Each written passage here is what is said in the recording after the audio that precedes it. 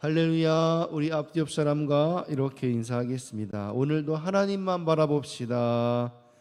오늘도 하나님만 바라봅시다. 아멘. 오늘은 사무엘하 15장 24절에서 37절 말씀을 통해서 하나님께 시선 고정이란 제목으로 하나님 말씀을 전하겠습니다. 오늘 본문은 어제 새벽에 이어서 다윗이 압살롬의 반역으로부터 도망쳐 나와 예루살렘 성을 빠져나오는 장면입니다. 오늘 사건을 통해 다윗이 위기 속에서도 어떻게 하나님만 바라보고 의지했는가, 우리가 이 부분을 좀 살펴보면서 우리에게 말씀하시는 주님의 음성을 듣기를 소망합니다. 우리 본문 24절 한번 같이 읽겠습니다. 시작. 보라, 사독과 그와 함께한 모든 레위 사람도 하나님의 언약궤를 메어다가 하나님의 궤를 내려놓고 아비아달도 올라와서 모든 백성이 성에서 나오기를 기다리도다. 아멘. 다윗이 예루살렘 성을 완전히 빠져나와서 보았는데 거기에서 사독과 그와 함께 언약궤를 메고 온 레위인들을 보게 됐습니다. 그리고 또 아비아달은 다윗을 맞이하기 위해 이미 성문에 다 올라가서 다윗을 기다리고 있는 거예요. 이들은 다윗을 따라가기 위해서 미리 다 대기하고 있던 거죠. 사람들이 언약궤를 메고 다윗을 따르려고 했다는 것은 무엇을 의미할까요? 언약궤는 하나님의 임재를 상징하는데 지금 이들은 압살롬의 반역에 동행하지 않고 정말 하나님의 임재가 이 다윗과 함께 있다. 다윗이 하나님의 사람이고 다윗이 우리 이스라엘을 이끌 진짜 지도자다라는 것을 인정하면서 법궤를 들고 나온 거예요. 그러면서 이 법궤는 다윗과 함께 해야 되는 것이 맞다라는 것을, 이 왕의 정통성을 그들이 다 인정하고 보여주고 그렇게 따랐던 것이죠. 이 사건은 백성들의 마음을 다시 다윗에게 돌리는데 중요한 역할을 하게 됩니다. 그런데 다윗은 그것에 대해서 어떻게 행동하느냐? 이 언약궤 자체가 자신의 왕권을 지켜주는 게 아니다, 그렇게 생각하면서 그들을 그냥 돌려보냅니다. 그래서 다윗은 언약궤를 다시 예루살렘에 있는 곳으로 가져다 놓으라고 명령하죠. 우리 25절 26절 같이 읽겠습니다. 시작. 왕이 사독에게 이르되 보라, 하나님의 궤를 성읍으로 도로 메어 가라. 만일 내가 여호와 앞에서 은혜를 입으면 도로 나를 인도하사 내게 그 궤와 그 계신 데를 보이시리라. 그러나 그가 이와 같이 말씀하시기를 내가 너를 기뻐하지 아니한다 하시면 종이 여기 있사오니 선이 여기시는 대로 내게 행하시옵소서 하리라. 아멘. 다윗은 자신이 왕권을 지키고 못 지키고는 전적으로 하나님 손에 달려있다라고 이렇게 고백합니다. 다윗은 사독에게 만일 내가 하나님의 은혜를 입으면은 하나님께 다시 돌아오게 하실 것이다, 그러니까 그 언약궤는 그냥 다시 돌려놔라 라고 말합니다. 이런 다윗의 모습은 전적으로 하나님만을 의지했던 과거의 다윗의 그 도망자 생활을 연상케 합니다. 다윗은 그래도 좀 힘들었지만 도망자 생활에는 하나님을 전적으로 믿었습니다. 그리고 사울을 죽일 수 있는 3번의 기회가 있었음에도 그 사울을 하나님께서 기름 부은 사람이라고 말하면서 그렇게 모든 것들을 하나님께 맡겼었죠. 그런데 다윗이 지금의 모습은 어떻습니까? 왕이 되면서 초심을 많이 잃어버렸어요. 사람의 목숨을 가볍게 여기고 또 때로는 정치적 목적으로 그렇게 사람을 이용했습니다. 그러나 다윗은 죄의 대가로 피난길을 지나면서 이것들이 다 자기의 잘못 때문이구나, 죄의 결과로 이렇게 되었구나 라고 아마 돌아보았을 거예요. 다윗이 언약궤를 피난길에 동참시키지 않았던 것은 이 피난이 결국 다 자기 죄 때문이다 라는 것을 깨달았기 때문이죠. 그래서 자신이 언약궤와 함께 있으려면은 그것을 물리적으로 다윗에게 붙여놓는 것이 아니라 먼저 자기가 하나님의 은혜를 받아야 된다는 거예요.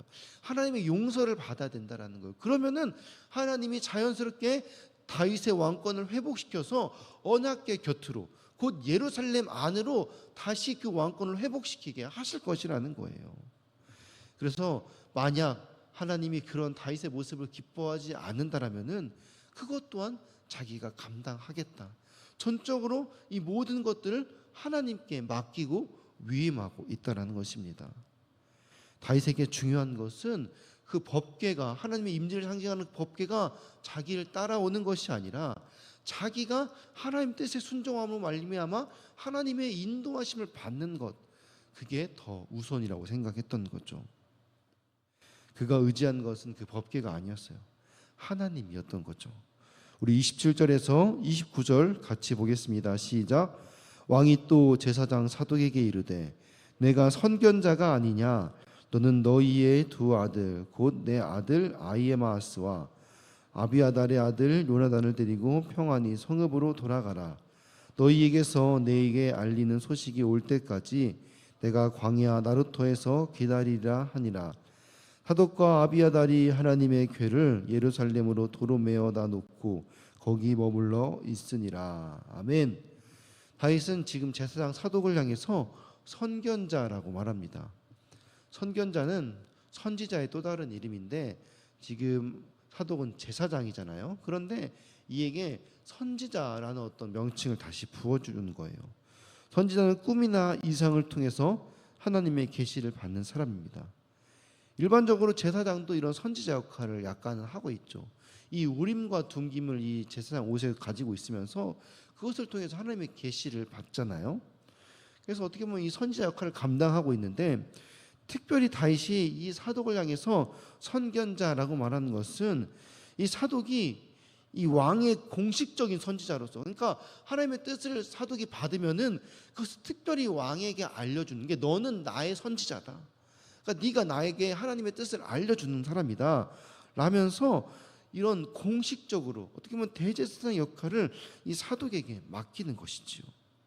그러면서 너는 선지자니까, 너는 나에게 하나님의 뜻을 알려주는 사람이니까 지금 내 곁에 있는 것이 아니라 오히려 압살롬에게 돌아가서 압살롬에게로부터 오는 그 정보들을 나에게 주어서 내가 어떻게 행해야 될지를 선견자로서 미리 하나님의 뜻을 알고 넌 나를 그렇게 가르쳐줘야 된다라고 지금 말하는 거예요. 그러면서 다윗은 평안히, 그러니까 빨리 돌아가 압살롬과 평화로운 관계를 맺어서 새로운 정보를 나에게 가르쳐줘라 라고 명령하는 겁니다.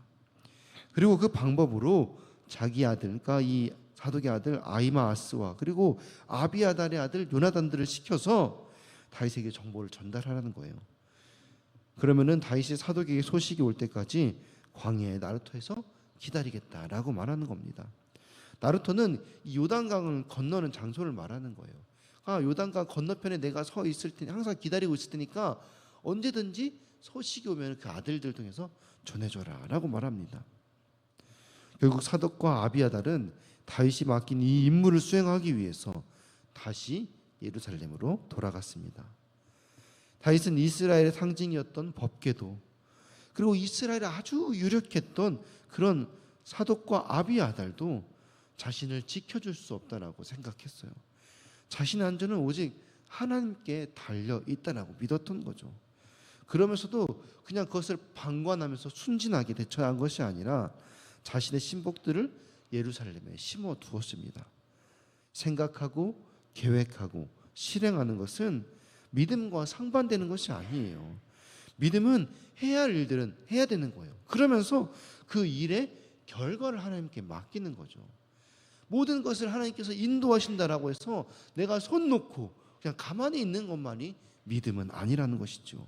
하나님께서 모든 상황과 환경들을 통해서 나에게 주어진 것들이 있다면은 거기서 최선을 다해서 가장 최고의 결과를 내기 위해서 노력한 다음에 그 다음에 일어나는 결과에 대해서는 순복하고 하나님께 맡기는 것이죠. 그게 바로 믿음이라는 겁니다. 우리 30절 말씀 같이 읽겠습니다. 시작. 다윗이 감람 산길로 올라갈 때 그의 머리를 그가 가리고 맨발로 울며 가고 그와 함께 가는 모든 백성들도 각각 자기의 머리를 가리고 울며 올라가니라. 아멘. 다윗과 그의 일행이 예루살렘에서 나와 예루살렘 맞은편에 있는 감람산으로 올라갔어요. 그들은 감람산을 올라갈 때 머리를 가리고 울면서 올라갔다라고 말합니다. 거기에 다윗은 더해서 맨발로 올라갔어요. 이것은 왕위를 빼앗기고 도망가는 그런 수치스러운 상황에 대해서 애곡하면서 올라가는 거예요. 또 다윗이 맨발로 올라갔다는 것은 그 큰 슬픔과 수치를 더욱더 강하게 표현한 행동이었습니다. 보통 이 맨발로 간다라는 것은 포로로 끌려갈 때를 상징하는 거예요. 다윗은 이들이 자신을 죽이려 한 아들이 자기를 죽이려 한다는 사실에 너무나 큰 수치와 슬픔들을 느꼈을 겁니다. 그렇게 다윗과 그의 일행이 슬퍼하며 산을 오르고 있을 때 다윗의 참모였던 아히도벨이 압살롬 진영에 참여하게 되었다는 소식을 듣게 됩니다. 31절 같이 읽겠습니다. 시작. 어떤 사람이 다윗에게 알리되 아히도벨도 있나이다 하니 다윗이 이르되 여호와여 원하옵건대 아히도벨의 모략을 어리석게 하옵소서 하니라. 아멘. 다윗은 너무나 큰 두려움에 사로잡혀서 하나님께 기도합니다. 이 아히도벨의 모략을 어리석게 하옵소서. 당시 다윗은 이 아히도벨의 말을 하나님의 말씀처럼 여길 정도로 이 아히도벨의 지혜가 뛰어나다는 것을 누구보다도 가장 잘 알고 있었습니다. 그렇기 때문에 그런 지략가가 이 압살롬 진영에 함께 참여하게 되었다는 것은 다윗에게 너무나 큰 두려움과 위기로 다가왔을 거예요. 지금 이 다윗이 예전에 사울의 도망자 생활했던 것처럼 이제는 아들 압살롬으로부터 피해 다니잖아요. 그러니까는 이 피해 다녀본 사람들은 알 거예요. 그러니까 이게 정말 이 한치 오차에 따라서 이게 죽고 사느냐가 그 결정되는 건데 그 지략가가 이 압살롬 곁에 있다. 그러니까 다윗이 이제 도망가야 되는데 이 모든 것들 다윗의 이 동선들 다 꿰고 있을 거 아니에요. 너무나 똑똑하기 때문에. 그러니까 이 다윗의 마음에 너무 두려운 거죠. 그러니까 그 아히도벨 제발 좀 어리석게 하옵소서. 제발 좀 그 아히도벨의 모략을 하나님께서 좀 방해 주세요라고 기도한 거예요. 이제 그 기도의 응답이 32절에 나옵니다. 같이 읽겠습니다. 시작. 다윗이 하나님을 경배하는 마르톡에 이를 때에 아렉 사람 후세가 옷을 찢고 흙을 머리에 덮어쓰고 다윗을 맞으러 온지라. 아멘. 이 하나님을 경배하는 이 마르톡이란 곳은 이 감람산 정상에 있는 예배 장소예요. 다윗이 아히도벨을 저주하는 그 기도를 드린 다음에 이제 그 예배하는 장소로 올라갔어요. 그런데 그 제단에 도착하니까 그곳에서 누구를 만났냐? 후세라는 사람을 만나게 됩니다. 그런데 후세가 다윗을 보자마자 어떻게 행동하나요? 옷을 찢고 흙을 머리에 덮어쓰고 다윗을 맞이하는 거예요. 우리나라 문화에서는 이런 막 행동들이 너무 과격하게 느껴지는데 이스라엘 문화에서 이 옷을 찢고 머리에 무엇인가를 쓰는 것은 슬픔을 표현하는 일반적인 방식이었어요. 그러니까 지금 후세는 옷을 찢으면서 머리에 흙을 뒤집어 썼다는 것은 이 다윗의 수치스러운 상황과 이 모든 이스라엘의 이 겪는 이 고난이 너무나 슬펐기 때문에 그것을 다윗에게 표현하면서 다윗을 위로하는 거예요. 나도 슬프다. 나도 그 공감한다. 나도 너무 이 마음이 아프다. 그걸 격하게 이제 표현을 하는 거죠. 그래서 이런 표현법이 사순절에서 우리의 죄를 상징하는 죄를 머리에 덮어 쓰는 것에서 이 제의수라는 말을 나오지 않았습니까? 후세가 특별히 머리에 이 다윗이 감람산에 올라갈 때 머리를 가리고 올라가지 않습니까? 그런데 거기에 이제는 후세는 더해서 이 더러운 흙을 머리에 쓰는 거예요. 그만큼 그 슬픔과 탄식이 극해 너무 심했다라는 것을 더 격하게 표현하는 것이죠. 우리 33절에서 34절 같이 읽겠습니다. 시작. 다윗이 그에게 이르되 내가 만일 나와 함께 나아가면 내게 누를 끼치리라. 그러나 내가 만일 성읍으로 돌아가서 압살롬에게 말하기를 왕이여 내가 왕의 종이니이다. 전에는 내가 왕의 아버지의 종이었더니 이제는 내가 왕의 종이니이다 하면 내가 나를 위하여 아히도벨의 모략을 패하게 하리라. 아멘. 다윗이 기도한 후에 이 후세를 만난 것은 하나님의 기도 응답이었어요. 후세는 다윗의 친구로서 아히도벨만큼 아주 뛰어난 지략가였습니다. 나중에 중요한 순간에 이 아히도벨의 이 계획을 방해하여서 압살롬이 잘못된 판단을 하게 만들어서 다윗의 위기를 모면할 수 있도록 피할 수 있도록 아주 결정적인 역할을 하게 되는 거죠. 다윗이 하나님께 아히도벨의 모략을 어리석게 해달라는 그 기도의 응답으로 그렇게 후세를 보내준 것이었어요. 우리 35절에서 37절 같이 읽겠습니다. 시작. 사독과 아비아달 두 제사장이 너와 함께 거기 있지 아니하냐? 내가 왕의 궁중에서 무엇을 듣든지 사독과 아비아달 두 제사장에게 알리라. 그들의 두 아들 곧 사독의 아히마아스와 아비아달의 요나단이 그들과 함께 거기에 있나니 너희가 듣는 모든 것을 그들 편에 내게 소식을 알릴지니라 하는지라. 다윗의 친구 후세가 곧 성읍으로 들어가고 압살롬도 예루살렘으로 들어갔더라. 아멘. 다윗은 후세가 두 제사장 사독과 아비아달과 함께 압살롬 편에서 정보를 다윗에게 전해줄 것을 명령합니다. 그 말에 순종하여서 후세 또한 예루살렘으로 돌아가게 되는 거죠. 후세가 예루살렘으로 들어갔을 때 이미 압살롬이 거기에 도착해 있었어요. 다윗이 급히 서둘렀던 것이 아주 지혜로웠던 거죠. 조금이라도 늦었으면은 후세가 압살롬 편에 설 수 있는 기회를 놓칠 뻔했기 때문입니다. 다윗에게 아히도벨의 배신은 뼈 아팠지만 그 상황 속에서 절망하지 않았습니다. 그리고 하나님께서 붙여주신 이 충신들을 통해서 위기에 적절하게 대처했습니다. 하나님께서는 늘 이렇게 피할 길을 예비하십니다. 한쪽 문이 닫히면은 다른 쪽 문을 여시는 분이 바로 우리 하나님이세요. 다윗은 기도만 하고 끝내는 것이 아니라 기도가 실현되도록 하나님이 주신 그런 기회들을 최대한 사용했다라는 것입니다. 기도는 순식간에 갑자기 내 뜻을 그냥 하나님이 이루어 주시는 것이 아니라 나의 순종을 통해서 하나하나 성취되어져 가는 것입니다.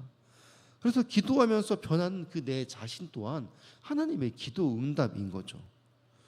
우리 교회에 주신 이 둔촌 성전을 위해 우리가 기도할 때도 마찬가지입니다. 기도하며 순종하는 우리의 모습이 기도 응답인 줄 믿습니다. 그리고 그 기도의 열매는 하나님의 때에 하나님의 방법으로 맺게 될 것입니다. 다윗은 위기 속에서 눈에 보이는 것에 마음을 두지 않았습니다. 다윗의 초점은 늘 눈에 보이지 않는 하나님, 나를 가장 잘 아시는 그 하나님께 시선을 고정했습니다. 다윗은 제사장 사독과 아비아달이 가져온 그런 법궤 또한 돌려보냈어요. 법궤는 왕권의 정당성을 과시할 수 있는 상징물이었죠. 다윗이 법궤를 가지고 있으면 압살롬에게도 거봐라, 하나님의 임재가 지금 나와 함께 있지 않냐라고 말하면서, 또 사실 그렇게 다윗을 따라온 사람들은 그 예루살렘의 이스라엘의 아주 핵심 인물들이었어요. 그러니까 충분히 이것들을 잘 활용하면은 다윗의 왕권 정당성을 그렇게 주장할 수도 있었습니다. 그런데 이 법궤도 결국 이 왕권을 지켜줄 수 없다라는 것을 알았어요. 그게 가장 중요한 것은 하나님의 뜻이었어요. 하나님의 은혜가 임하면은 그것으로부터 다시 그 법궤 또한, 이스라엘 또한 하나님께서 다윗에게 붙여주실 거라는 걸 확신했다는 겁니다. 또한 다윗은 자기에게 왔던 그 제사장도 돌려보냈습니다. 다윗의 든든한 조력자요, 이스라엘의 유력한 인물들이었던 사독과 아비아달 제사장을 예루살렘으로 돌려보낸 거죠. 하나님의 뜻이 아닌데 조력자가 많으면은 무슨 유익이겠습니까? 마지막으로 다윗은 후세를 돌려보냅니다. 그는 탁월하고 충성스러운 지략가 후세도 돌려보냈습니다. 다윗은 후세가 자신과 함께 있는 것보다 막강한 지략가인 이 아히도벨에 맞서 압살롬의 마음을 흔들 카드가 필요했던 거죠. 하나님께서 주신 지혜와 이 기회를 아주 잘 활용한 거죠. 다윗은 어려운 가운데서도 그렇게 눈에 보이는 것들을 의지하기보다 오로지 하나님 한 분만 바라봤습니다. 내가 정말 의지하는 것은 무엇인지, 하나님보다 더 사랑하고 기대하고 있는 것은 아닌지 늘 돌아보며 깨어서 지혜롭게 하나님의 뜻을 이루는 그렇게 아름답고 복된 삶이 되어지기를 주님의 이름으로 축원합니다. 아멘. 우리가 시간 들은 말씀 기억하며 함께 기도하기 원합니다. 시간 같이 기도하실 때 나에게 주어진 물질과 시간, 상황과 환경을 하나님보다 더 의지하는 것은 아닌지 돌아볼 수 있는 분별의 지혜를 주시옵소서. 또 맡겨진 가정, 일터, 영혼을 위해 최선을 다해 생각하고 계획하고 행동하며 지혜롭게 섬길 수 있도록, 또 3월 30일 임직 예식이 은혜롭게 준비되고 하나님을 사랑하는 귀한 일꾼들이 많이 세워질 수 있도록, 또 둔촌동 성전부지 그린벨트를 하나님의 때 하나님의 방법으로 열어 주시옵소서. 올림픽파크 보련 아파트 12,032세대 4만 명의 오늘 구원하는 일에 우리 교회를 사용하여 주옵소서. 우리 교회 몸과 마음으로 고통받는 성도님들을 치유하여 주시고 그들을 돌보는 가족들을 위로하여 주시옵소서. 각자의 기도 제목을 위하여서 사랑하는 주님 이름 세 번 부르고 같이 기도하시겠습니다. 주여